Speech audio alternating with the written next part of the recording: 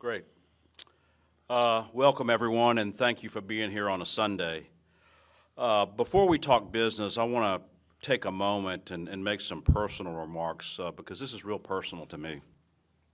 This is a bittersweet day, and the reason I say bittersweet is that the sweet part is I came here, and yesterday we had a hell of a game. And the thing about it is Coach Oregeron has beat the Gators 3 times in a row, and that's all 3 years I've been here, Ed, and that's something I'm proud of. But I want you guys to know Ed Ogeron's a friend. We're both Louisiana guys through and through. We both deeply care about this football program, and I will always be grateful for Coach Orgeron for leading the Tigers to the greatest season in the history of college football. With that said, the job requires us to set personal feelings aside and make decisions that are ultimately best for LSU. Since my first day back at LSU in 2019, Coach O and I have maintained an open and consistent dialogue about the state of LSU football. At LSU, we expect to compete for SEC and national championships year in and year out. We are proud of that standard and will always work to uphold it. Our last 2 seasons have simply not met that standard. When we evaluated our on-field results and the future of our program with President Tate, we determined that it is time for us to move in a new direction. That was LSU's decision, but it is one Coach O understands. It's clear in our conversations he wants what's best for LSU above all else. We've asked him, and he has agreed, to remain as head coach through the end of the 2021 season. We believe that gives our student athletes the best chance for success this season. We believe it will help us in our recruiting efforts as well, and I know Coach O will continue to give everything he has because that's who he is, and that's what he's always done for our state and for our university. His passion and pride for our football team and for our state are unrivaled and undeniable. The search for LSU's next championship football coach begins today. And while there will be plenty of time to discuss that in the days and weeks ahead, I believe today is about Coach O and what he has meant to this program. So in that vein, in that spirit, I will now give him the opportunity to say a few words. Thanks, Scott. First of all, I want to say that Scott's been up and up with me ever since he got here. We both from Louisiana. I knew the expectation of LSU when I took the job. I told you that. I understand the expectation. I invite them. And, man, 2019, what a magical run. But you know why? Because of the players. We had great players, and we had great coaches here. And the players make this program, and you're able to recruit great players here at LSU. But I knew we had to sustain that momentum, and we had to sustain that standard. And I know that the last 2 years hasn't been the standard of LSU. So when he came and talked to me after the Kentucky game, I knew that it was time. And I understand that. I understand the expectations of LSU. And I invited myself, and we did not meet him the last 2 years. I'm honored that I got to be the head coach at LSU. This administration has treated me with class, with dignity. The whole time that I've been here, they've given me everything that we needed to have success. I met with the players today. It's the first time that I get to talk to the players before I wanted to talk to you. But I am happy that I can be the coach of the LSU Tigers towards the end of the season. And I promise you this, we're not going to blink. I'm glad we beat Florida. Tomorrow's going to be Tell the Truth Monday. And we're going to be on to Ole Miss. And I'm going to take it one day at a time. But I'm always going to appreciate my time here. I have no regrets. Not one day. I was not going to have a bad day. I'm not going to blink. I'll tell you guys that. You know, the circumstances that we haven't won enough games in the last 2 years, I totally get it. Yeah, and let's be brief because you know you'll get a kick out of this, and the fun part. Coach O has not let go of the remote watching film today on Ole Miss, and he's got to get his butt back there and continue to do that. So with that, we'll be happy to answer any questions. Michael. And just what did the players say, reaction, and how do you want it to go going forward with them and their focus? Nothing's going to change. I mean, we're going to focus on beating Ole Miss. We're going to take the same attitude that we had going into the Florida week. The players, you know, I just told them how it was. Nobody said nothing. Nobody talked. It was about 5 minutes. I told them exactly what I told y'all. I understood the expectations of LSU, and I knew after the Kentucky game that we were heading down a road that wasn't positive for LSU, and that there was going to be a change made, and I just felt that. Right here, Ron. Yeah, Ed, Ron, please. Ed, when you left Ole Miss, you evaluated yourself and realized the mistakes you made. How do you evaluate yourself here? What do you think, I guess, the last 2 years went wrong for you? You know, I'm not the one to evaluate myself. I'll let y'all do that. Y'all do it enough. I could care less about it.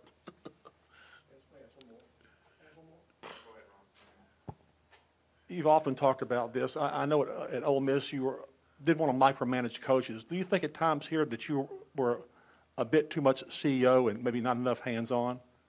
No, not at all. I don't regret a minute. I think we did it the right way. No excuses. I think we did it the right way. And, you know, hey, when you win, you're doing everything perfect. When you lose, you're not. That's just the way it is. Coach, someone who watched the game yesterday said it seemed like a weight was lifted off of you coaching that game yesterday. Do you think this will be, you'll have some fun with it maybe? Is there any weight lifted off you now that this is kind of cleared up? Or? Yeah, the weight was lifted off of me because I felt like we were going to win. I mean, that was yesterday. You know, I didn't know everything's going to be finalized. You know, but now, you know, that doesn't matter. That's not the way I'm going to coach. That's not the way I'm going to be. I'm going to be the same guy I was today and be the same guy tomorrow with this football team till my last day here at LSU. Ed, where do you think it went wrong? Do you feel like it was a lack of focus? Was it just the perfect storm to get to the top and things kind of conspired against you to get to where we are now? You know, I've been really concerned with the day-to-day process of what's been going on. And, you know, I've never looked at it like that, what went wrong or nothing like that. I don't have the answer. If I have the answer what went wrong, I'd have fixed it.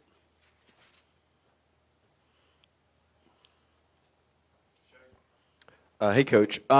Just with recruiting, and I know that's your one thing you've been huge on in the transfer portal. How the next month and a half? How do you handle that? Talking to parents, talking to kids in the team. I'm gonna tell them to come to LSU. I'm gonna still recruiting players. Tell them to come to LSU. This is a great place. I recruited them to come to LSU. Why would I tell them any different now? So I'll tell them to come to LSU. This is a great place. They can hire a great coach. You can have great success here at LSU. My message to the recruits will not change. I met with two today. Ed, do you plan on coaching next year? No. No. What's that? I want to take a little time off. You know, I'm 60 years old. I've coached for 37 years. I think I'm going to have enough money to buy me a hamburger, and every once in a while, maybe a double meat cheeseburger, a Sonic. But I want to take a little time off to find out what direction I want to be in. You asked me if I think today I'm not going to coach. That might be different a month from now, but right now I want to take a little time off, spend with my kids. Hey, Ed, how does it feel to go from a high to a low like this? Just 2 years ago, you know, national champions, and now this is the end result. You know what? That's not the way I live my life. You know, that's the wrong way to live. You know, I live my life one day at a time, take things on as they come. I've never changed my attitude towards LSU. I've never changed my attitude towards life. All those external things don't affect the way I live.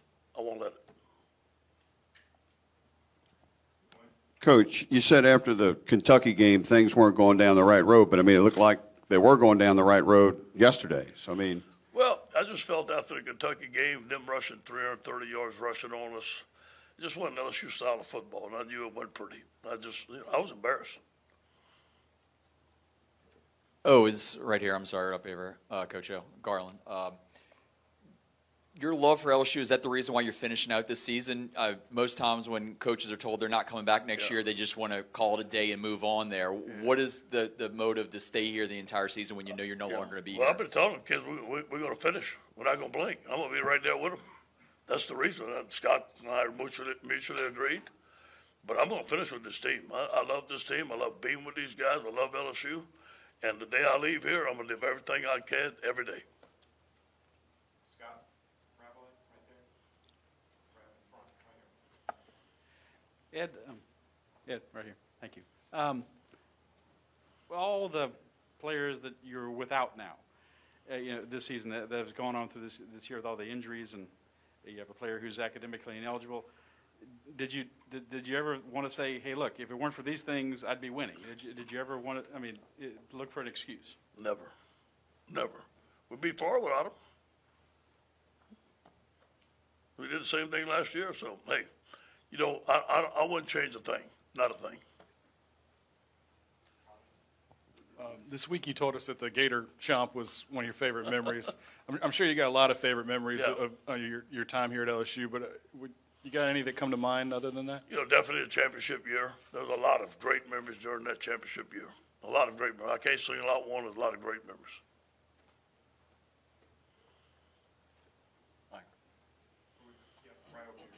Coach, you mentioned that you're still meeting with recruits. You met with 2 today. What exactly are you telling to the recruits if they know you're not going to be here next year? They tell me that what is telling them? That I love LSU, and I was telling them the right thing before I'm not going to be here, and I still have the same feelings about it. Coach, do you feel there's some greatness in this team left as you make your last run? run? There's a lot of fight in this team. I love the way we ran the ball yesterday.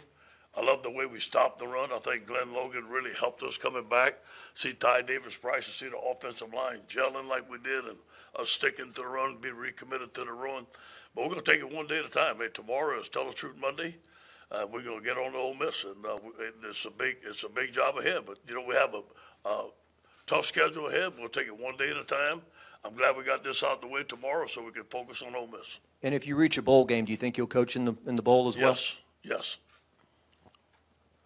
And whether it was fair or not, okay, a lot of people are making a big deal out of what happened last year with the African-American players on the team. Can you clear that up as to exactly what's your take on what happened with that situation? That was a thing that was – go ahead, Scott. Yeah, I can clear it up. It had nothing to do with this decision.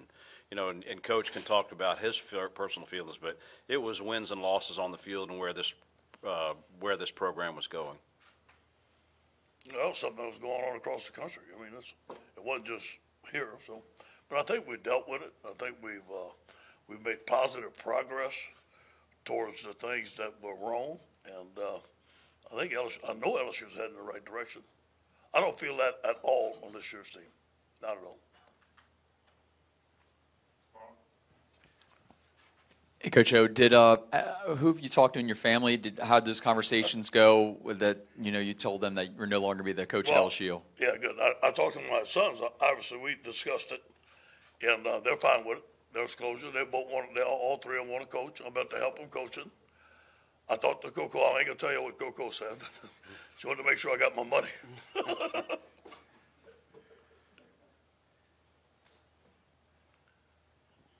We've seen this with Coach Maneri this year, but he said he was going to stay in Baton Rouge. Have you thought about that, or is that too far down the road? There's some things I want to do. Then there's some places I want to go and some things that I want to be part of, but I'm not really sure yet. You better come hang out down the bayou with me, though. That's right.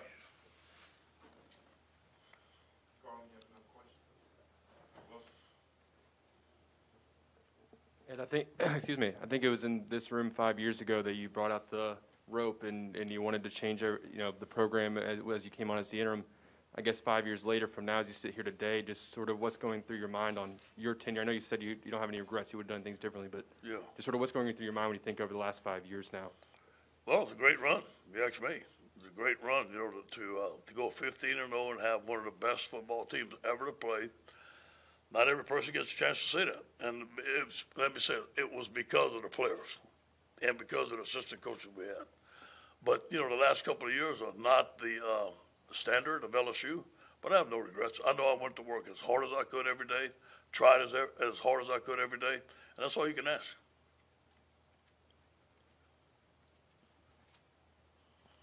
Hey, Scott Garland here.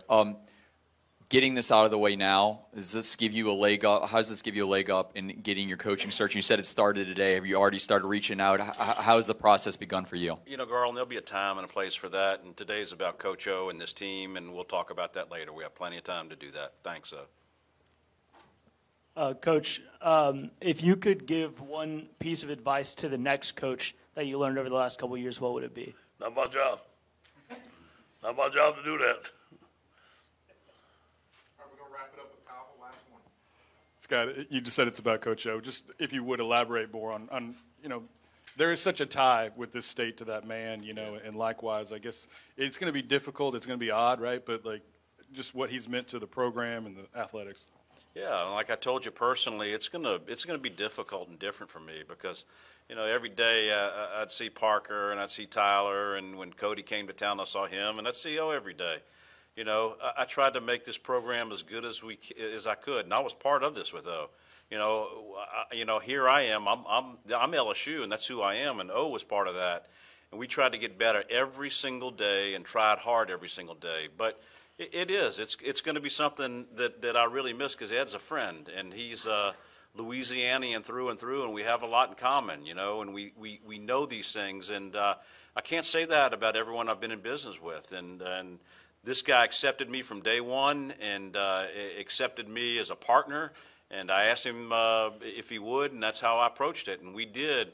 And he let me be a part, as little as I did in that 19-year, be something that was really, truly special. And I'll forever have that with O, and we'll have that bond. And the hard times, because he didn't make excuses. And as he says, it's not a cliche. You guys think it's coach speak. He doesn't blink. And that's who he does. That's who he is. He's positive. He's looking at things the right way, and like a true Louisianian, he loves those boys more than anything in the world. And, man, when you do that, you go a long way with Scott Woodward.